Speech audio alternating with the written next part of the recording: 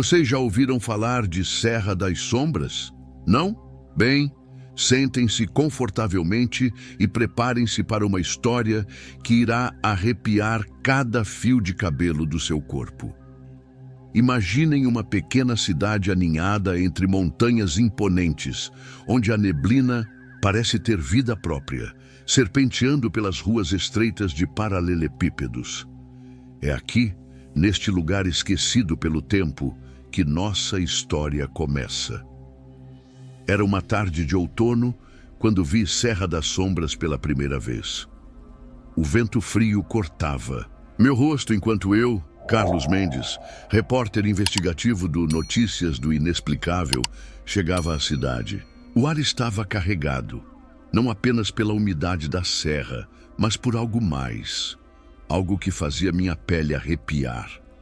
O clima em Serra das Sombras era tão imprevisível quanto seus mistérios.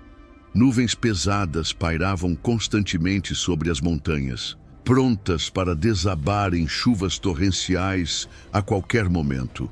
Ao entrar na única pousada da cidade, os olhares desconfiados dos moradores me atingiram como flechas.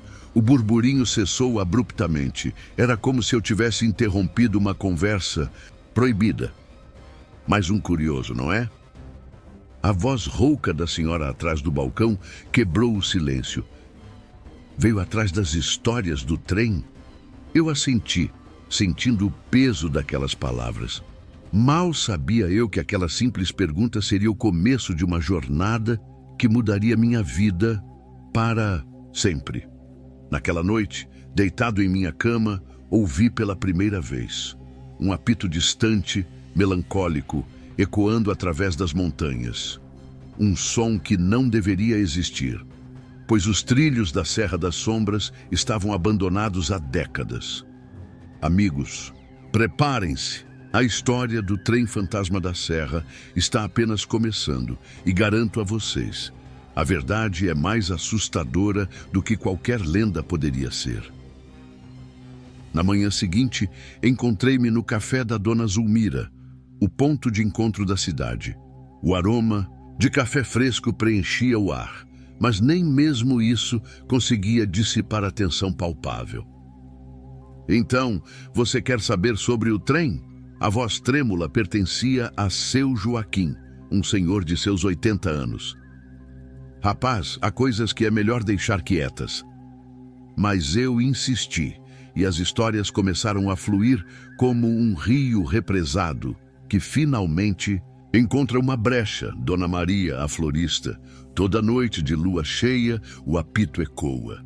É como se as montanhas chorassem, moço. Seu Pedro, o carteiro. Já vi as luzes, sabe? Atravessando a névoa como fantasmas. Mas quando você pisca, somem. A cada relato, sentia meus pelos se arrepiarem. As histórias eram consistentes. O apito, melancólico, as luzes misteriosas, a sensação de terror que acompanhava cada aparição. Foi então que Ana, a jovem professora da cidade, sentou-se à minha frente.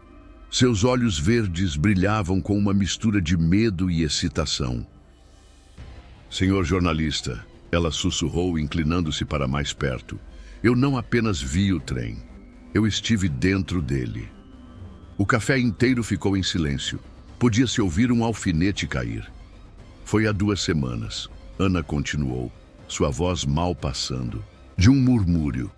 Eu estava voltando para casa tarde da noite, quando a neblina ficou tão densa que mal podia ver minha própria mão. E então, ele apareceu.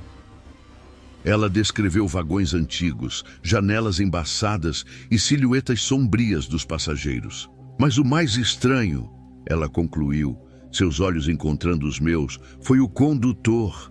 Ele se virou para mim e eu juro que vi através dele. Naquele momento, soube que havia tropeçado em algo muito maior e mais sombrio do que jamais poderia ter imaginado. O mistério do trem fantasma da Serra estava apenas começando a se revelar e eu estava determinado a desvendá-lo, não importa o custo. O relato de Ana me deixou inquieto. Precisava de respostas. e os moradores sussurravam sobre um homem que poderia tê-las. O velho Augusto, ex-ferroviário que vivia recluso nos arredores da cidade. Augusto me recebeu com olhos desconfiados. Sua casa cheirava a óleo de máquina e lembranças antigas. Então quer saber sobre o acidente, não é? Sua voz rouca cortou o silêncio. Sente-se, rapaz. Esta história não é para os fracos de coração. Augusto acendeu um cachimbo. A fumaça dançando no ar, como os fantasmas de sua memória. Era 1957, o expresso noturno, lotado de passageiros voltando do feriado. Ele fez uma pausa, seus olhos perdidos em um passado distante. A noite estava como breu, a chuva, impiedosa. O trem descarrilou na curva do diabo. Dizem que o maquinista viu algo nos trilhos, algo que não deveria estar lá. Senti um arrepio percorrer minha espinha. O que ele viu, Sr. Augusto? O velho me encarou, seus olhos subitamente afiados. Ninguém sabe ao certo. O maquinista... Bem, ele nunca mais foi o mesmo depois daquela noite. Augusto então descreveu o horror. Vagões despencando pelo precipício, gritos ecoando pela serra, corpos nunca recuperados. Mas por que o trem ainda circula? Perguntei, minha voz trêmula. O velho ferroviário se inclinou para frente, baixando a voz.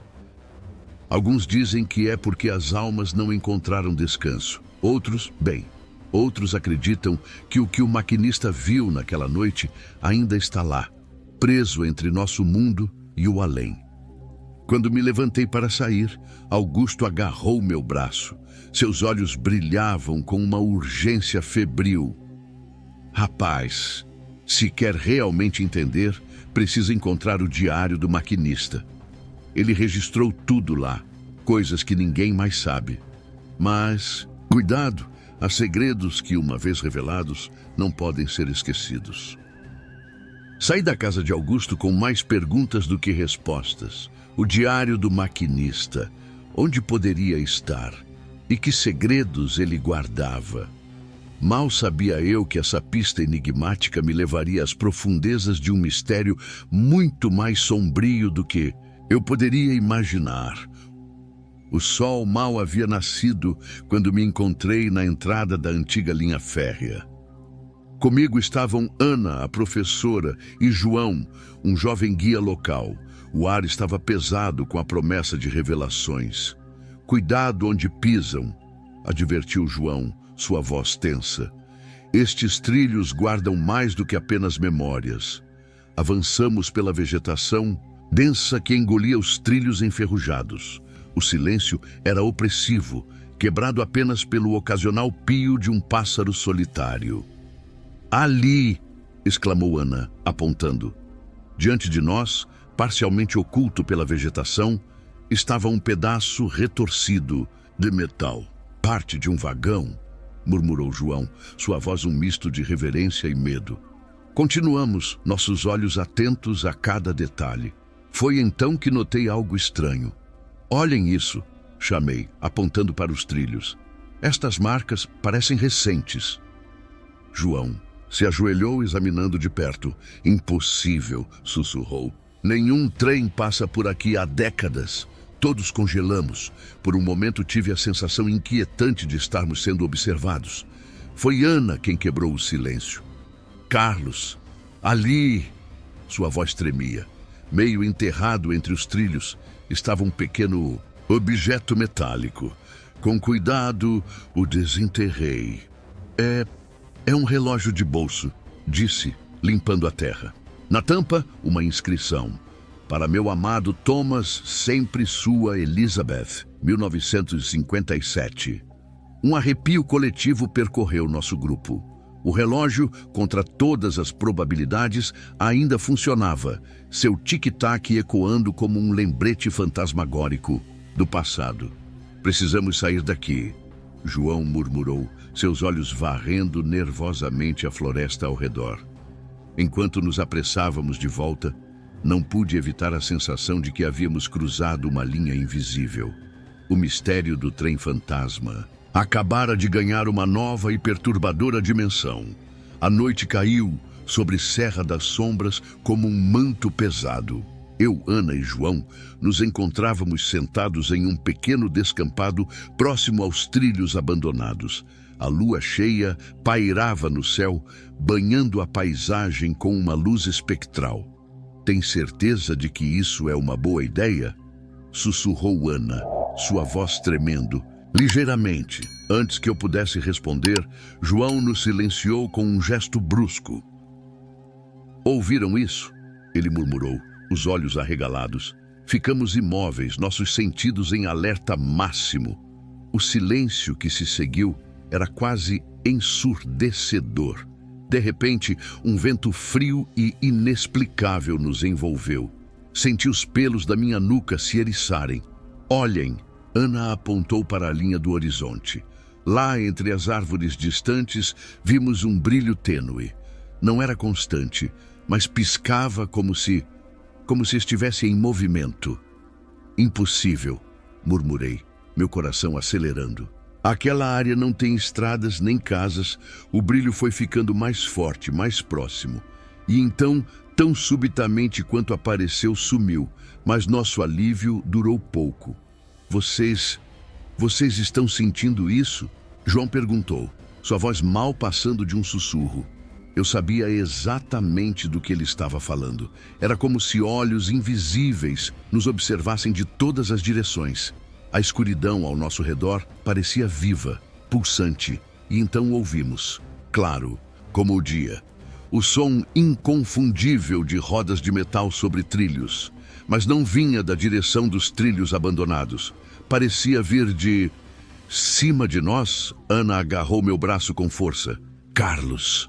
ela sussurrou, apontando para o céu. Acima de nós, por uma fração de segundo, vi o que parecia ser a silhueta impossível de um trem, suspenso no ar, antes de desaparecer na névoa que subitamente nos envolveu. "Precisamos sair daqui. Agora!" gritei, puxando Ana e João.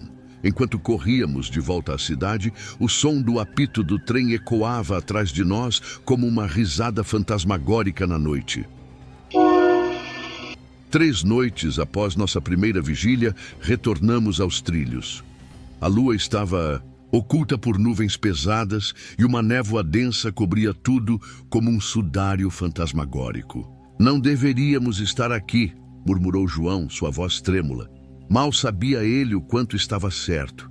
O primeiro sinal foi um tremor sob nossos pés, sutil, quase imperceptível. "Sentiram isso?" perguntei, minha voz mal passando de um sussurro. Antes que alguém pudesse responder, um clarão azulado cortou a névoa. "Meu Deus!" ofegou Ana, agarrando meu braço. Emergindo da névoa, como um leviatã de outro mundo, surgiu o trem.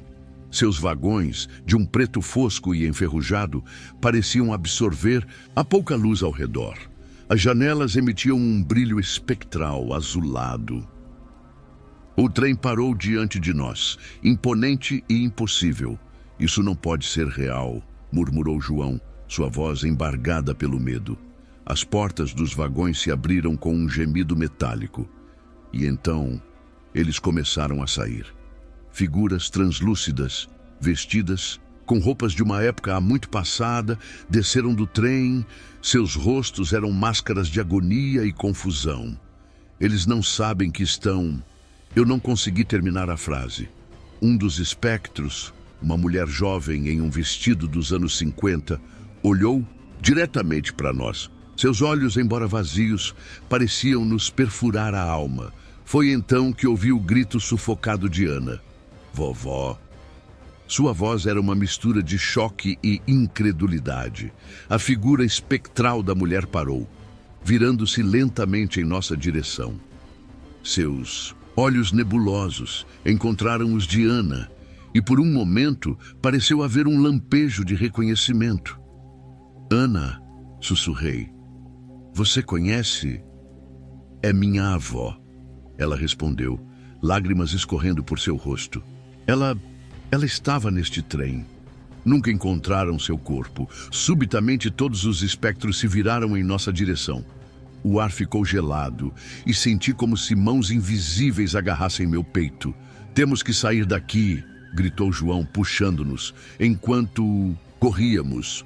O som do trem partindo ecoava atrás de nós. Olhei para trás uma última vez para ver a avó de Ana, sua figura etérea, com um braço estendido em nossa direção, antes de desaparecer na névoa com o resto do trem fantasma. O sol mal havia nascido quando nos reunimos na biblioteca municipal. O encontro da noite anterior nos deixara abalados, mas mais determinados do que nunca a desvendar a verdade. "Encontrei algo", disse João, empurrando um jornal amarelado em minha direção. É de uma semana após o acidente. O artigo falava sobre uma investigação inconclusiva, mas nas entrelinhas havia sugestões de algo mais sinistro. "Olhem isso", apontei. "Falha mecânica inexplicável, mas aqui menciona evidências conflitantes." Ana, ainda pálida após o encontro com o espectro de sua avó, murmurou: "Meu avô sempre disse que havia mais nessa história." Mergulhamos nos arquivos. Horas se passaram enquanto desenterrávamos relatórios, testemunhos e fotografias antigas. "Esperem!" exclamei subitamente. "Lembram-se do que o velho Augusto disse sobre o diário do maquinista?" João assentiu, seus olhos se arregalando com a compreensão. "O maquinista... Ele sobreviveu ao acidente, não é?" "Exatamente", confirmei. "E se ele viu algo naquela noite? Algo que alguém queria manter em segredo?" Nossa busca ficou mais frenética. E então, escondido entre relatórios aparentemente sem importância, encontramos. "Meu Deus", sussurrou Ana, sua voz tremendo. "É uma carta do maquinista para o chefe da ferrovia." A carta era clara. O maquinista havia notado problemas nos freios, dias antes do acidente. Ele alertou seus superiores, mas foi ignorado. "Negligência", murmurei, a realização me atingindo como um soco. "Eles sabiam e encobriram tudo." João balançou a cabeça incrédulo. "Mas por quê? Por que arriscar tantas vidas?" A resposta veio de um recorte de jornal datado de uma semana antes do acidente. Expansão ferroviária ameaçada por cortes de orçamento. As peças do quebra-cabeça começavam a se encaixar. Dinheiro, poder, vidas sacrificadas em nome do progresso. Ana deixou escapar um soluço abafado. "Minha avó, ela morreu por causa da ganância deles." Seus olhos, antes marejados, agora brilhavam com uma determinação feroz. "Eles não podem sair impunes disso." "O diário", disse Ana subitamente. "Precisamos encontrar o diário do maquinista. Ele deve ter registrado tudo." Olhei para meus companheiros, sentindo o peso da verdade que estávamos prestes a desenterrar. "Então, é isso", disse minha voz firme. "Vamos trazer justiça para os fantasmas de Serra das Sombras." Reunidos na sala dos fundos do café da dona Zulmira, o ar pesado com a fumaça de cigarros e o peso da responsabilidade, discutíamos nosso próximo passo. "Precisamos divulgar a verdade", insisti, batendo com o punho na mesa. "É a única forma de fazer justiça." Ana, seus olhos ainda assombrados pela visão de sua avó, balançou a cabeça. "Não é tão simples, Carlos. Essas almas, elas precisam de mais do que apenas a verdade." João, que estivera silencioso até então, falou. "Minha avó, ela era uma praticante de rituais antigos. Ela sempre dizia que almas presas precisam de um guia para encontrar o caminho." "Um ritual?" perguntei, cético. "João, isso é jornalismo investigativo, não uma sessão espírita." "E de que serviu seu jornalismo até agora?" rebateu Ana, sua voz carregada de emoção. "Vimos o trem, Carlos. Vimos os espíritos. Precisamos fazer mais." O debate se acalorou. Eu defendia a abordagem racional. Expor a verdade, pressionar as autoridades. Ana e João argumentavam por uma solução mais espiritual. "E se fizermos ambos?" sugeriu Dona Zulmira, que estivera ouvindo silenciosamente. Revelar a verdade para os vivos e guiar os mortos? Um silêncio pensativo caiu sobre nós. Ela tem razão, disse finalmente.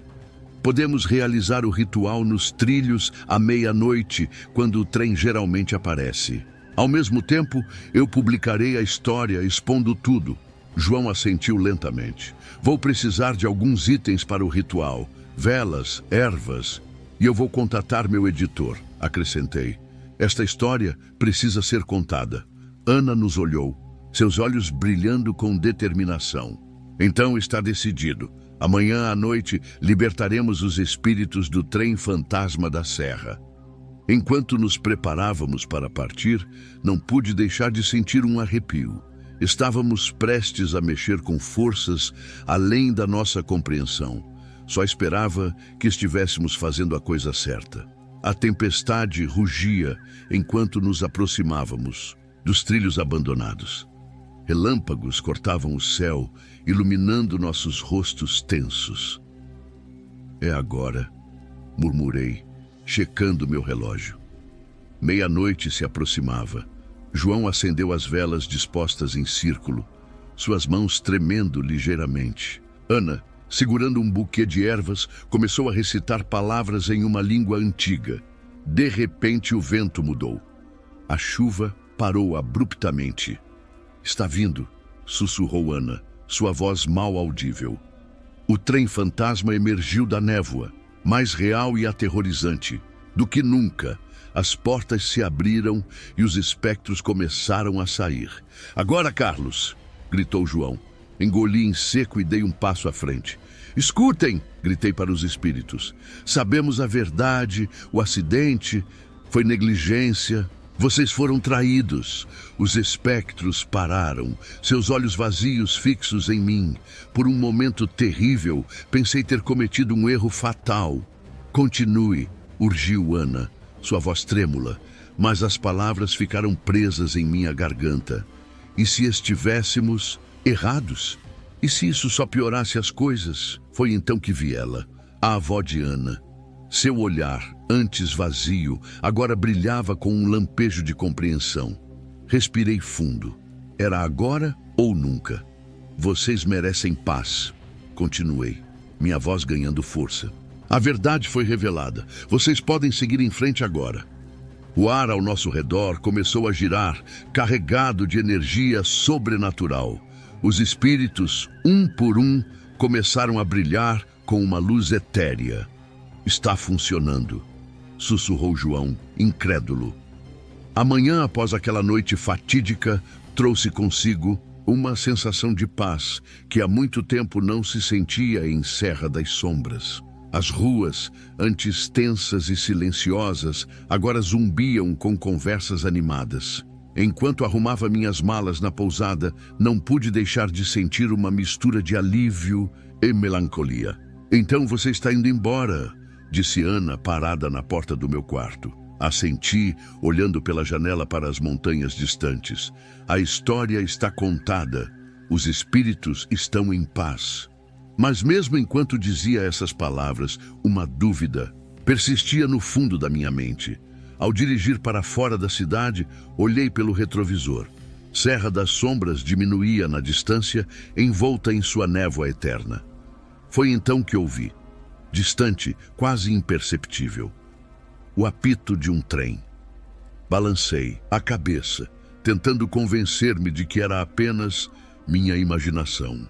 Mas uma parte de mim sabia que em Serra das Sombras, a linha entre realidade e fantasia era tênue como a névoa que envolvia as montanhas. Enquanto a estrada se desenrolava à minha frente, não pude evitar um último pensamento. Talvez alguns mistérios não fossem feitos para serem completamente desvendados. E quem sabe, essa incerteza não fosse exatamente o que mantinha a magia de lugares como Serra das Sombras viva.